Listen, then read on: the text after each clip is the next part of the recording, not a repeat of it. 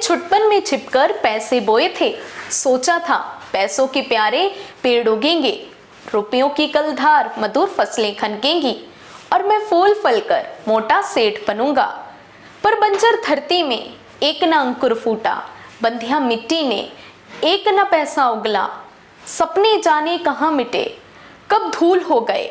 मैं हताश हो बाट जोतता रहा दिनों तक, बाल कल्पना के अप्रल पावड़े बिछाकर।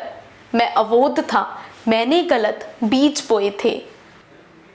इस कविता की पंक्तियों का तात्पर्य है कि प्रकृति हमें अपने अलग अलग रूपों में उपदेश देती है। जिस प्रकार से धरती माँ हमें सीख प्रदान कर रही है कि मेरे आंचल की गोद में जो जैसा बोता है वो वैसा ही पाता है, उसी प्रकार इस सृष्टि पर जो जैसा कर्म करता है उसे वैसा ही फल मिलता है। नमस्कार, मैं सिमरन कौर संधू आपका स्वागत करती हूँ दैनिक एजेंडा की साहित्य से जुड़ी हमारी इस नई सीरीज कवि काव्यों की बातों में, जिसमें हम आपको उत्तराखंडी साहित्यिक रचनाएं और उनके रचनात्मक कवियों के बारे में बताएंगे। और आज के इस एपिसोड में हम आपको हिंदी साहित्य के प्रवर्तक कवि सुमित्रानंदन पंत जी के बारे में बताने जा रहे हैं।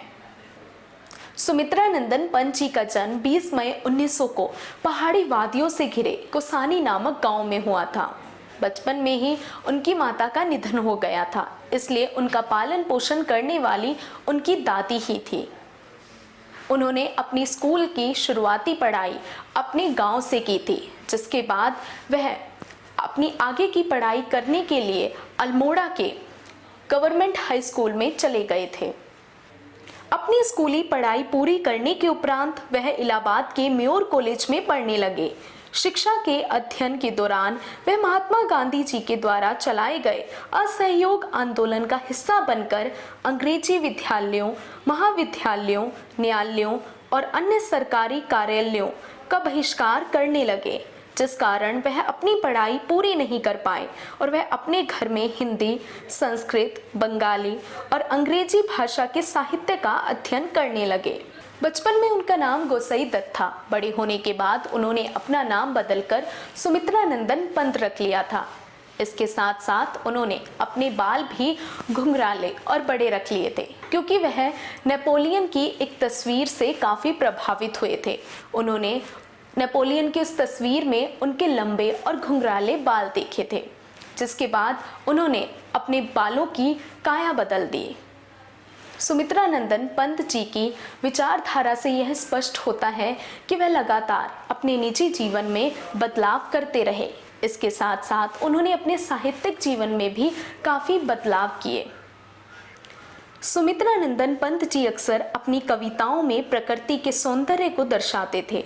उत्तराखंड से संबंधित होने के कारण उन्हें प्रकृति से प्रेरणा मिलती थी। किशोर अवस्था से उनका कविताओं के प्रति गहरा आकर्षण रहा था। उन्होंने अपनी कविताओं में नज़ाकत और नमी को प्रस्तुत करना प्रकृति से सीखा था। वे प्रकृति के कण कण में प्रेम के एहसास का अनुभव किया करते थे। वे प्रकृति को अपनी संगनी समझकर उसके साथ बातें किया करते थे।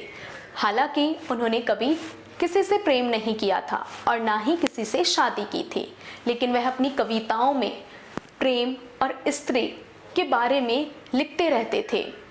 उनका कहना था कि प्रेम दोष, मोह और लालच से घिरा हुआ है, और वहीं दूसरी ओर वे स्त्री की व्याख्या करते हुए कहते हैं कि स्त्री कि असली सुंदरता उसकी देह में नहीं बल्कि उसकी भावनाओं में होती है, जिसे कि पंत जी ने अपनी कविता के शब्दों में कुछ इस प्रकार से बताया है। यदि स्वर्ग कहीं है धरती पर तो वह नारी उर के भीतर, दल पर दल खोल हृदय के अस्तर, जब बिटलाती प्रसन्न होकर। पंत जी की सबसे प्रसिद्ध कविता परिवर्तन है, जिसमें उन्होंने परिवर्तन के दोनों रूपों कठोर और निर्मल का वर्णन करते हुए कहा है कि परिवर्तन को रोकने की शक्ति किसी में नहीं है। एकाकी जीवन बिताने वाले सुमित्रानंदन पंत जी को ज्ञान का एक अनमोल स्रोत कह लीजिए या फिर साहित्यिक शैली से जुड़ी एक महान शख्सियत काव्य के भावों और कला से भरपूर माहिर कवि की प्रशंसा करने के लिए ये सभी शब्द कम पड़ जाते हैं, क्योंकि उनके जीवन के किस्से उनके बारे में काफ़ी कुछ बयां करते हैं। जैसे कि उनकी ज़िंदगी का एक किस्सा बहुत प्रसिद्ध है, जब वह एक कवि सम्मेलन में अपनी सुनहरी आवाज़ में कविता का गायन पाठ कर रहे थे, जिसे सुनकर सभी श्रोता मंत्रमुग्ध हो गए थे। यह पंत जी की बहुत बड़ी उपलब्धि मानी जाती है, जिसके बाद से उनके बिना कवि सम्मेलनों का आयोजित होना असंभव सा माना जाता था। उनके साहित्य जीवन से जुड़ी उनकी उपलब्धियां यहीं पर खत्म नहीं होती, बल्कि उन्हें काफ़ी उच्च श्रेणी के पुरस्कारों के साथ सम्मानित किया गया है, जैसे कि 1961 में पद्म भूषण, 1968 में ज्ञानपीठ, साहित्य अकादमी और सोवियत लैंड नेहरू पुरस्कार। 28 दिसंबर 1977 के बाद से सुमित्रा नंदन पंत जी की तरह कोई दूसरा साहित्यिक रचनाएं और कविताएं नहीं लिख सका। संसार से जाते जाते और अपने आत्मखोज को बढ़ावा देते हुए पंत जी अपने लिखने के गुण को जग के समक्ष प्रस्तुत कर गए। हिंदी साहित्य से जुड़ी इस श्रृंखला के पहले एपिसोड में हम आपसे विदा लेते हैं। फिर मुलाकात करेंगे एक नए रचनाकार की रचनाओं के साथ। तब तक जुड़े रहिए हमारे चैनल दैनिक एजेंडा के साथ।